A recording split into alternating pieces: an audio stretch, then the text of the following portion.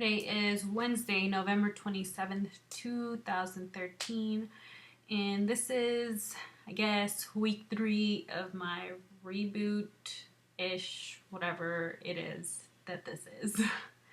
Last week I was experiencing some acid reflux, and so I went into the office and turns out I was in this diagram between a C and a D, I think. It was a pretty large dilation. This is the largest I had ever had. I've been dilated twice before. I think this is my 3rd time being dilated. Yeah, so they placed me on liquids. Liquids have been fine for this week. I went back in today, had another barium swallow. It looked fine, but then again, it kind of looked a little weird in a way to me. I mean, it looked fine, but then there was like a little slight curve in it, and it's not supposed to be this. I don't know. If I had a picture, I would show it to you, but I don't. And so I didn't think too much of it. I was like, it looks normal-ish. I don't know. I mean, I'm not an expert, right? So, but if you've seen enough of these pictures like I have, you learn to see what's normal, what's not. So the girl that assisted me today, if you can call it assist, she said that the flow of the band was still irritated, but that I could go ahead and go to pureed foods or soft foods, as they call it. And that was that. Come back in 3 weeks. There's no further explanation. No, here, look at this diagram, and this is what this means, and blah, blah, blah. It was just like, wham, bam, there you go, out the door, please. And it was, I mean, I've had, I complain about this office so many times. It's just a bad experience. Even if they place my band correctly, Dr. Hollis or whatever, the aftercare just sucks. So it's not even worth it to go through. True Results Houston. I will say it again. True Results Houston. Do not go there. Nothing wrong with the band placement. It's just something wrong with that aftercare. And plus their commercials are super corny. So, anyway, usually they, once I've had had a dilation, they put me on liquids for a week. And then once that week mark has passed, they fill me to whatever half of what I had. This time around, they have done it differently. I'm not sure if it's like a new policy or anything, but I feel okay with it. I feel okay with that decision.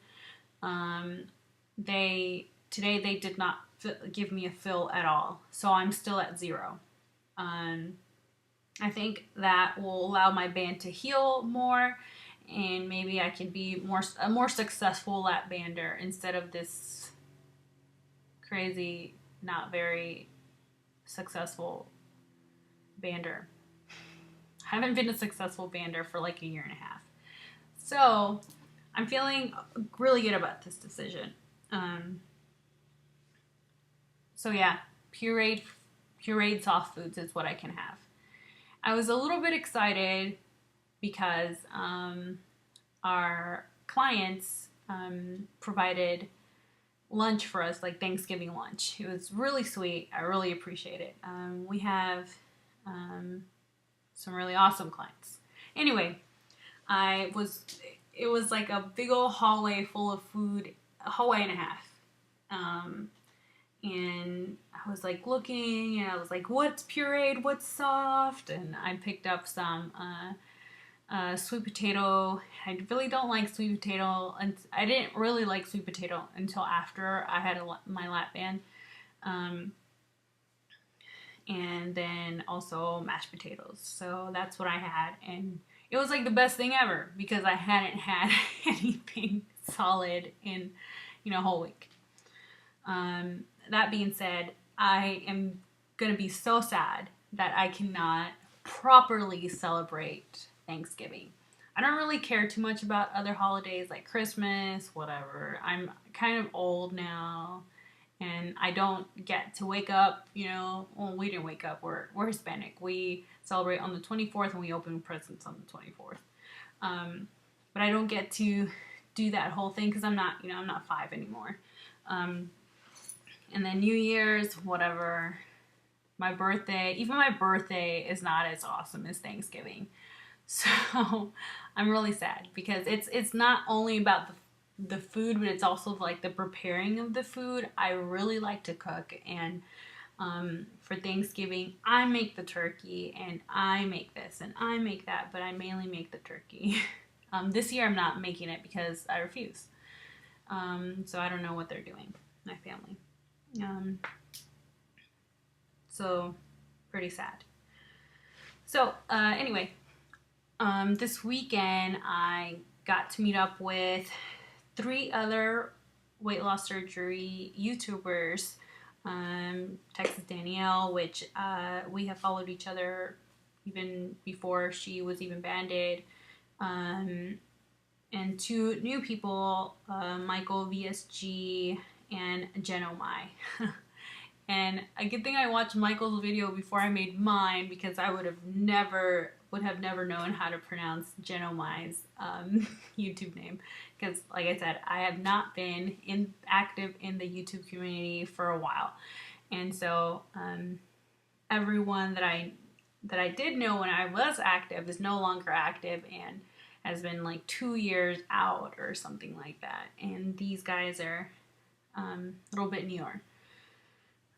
It was a really nice setting, especially because I was on liquids, and it would have sucked to have gone to, say, like I don't know, something where they had steak or something, and I would have just been sitting there all sad with no food.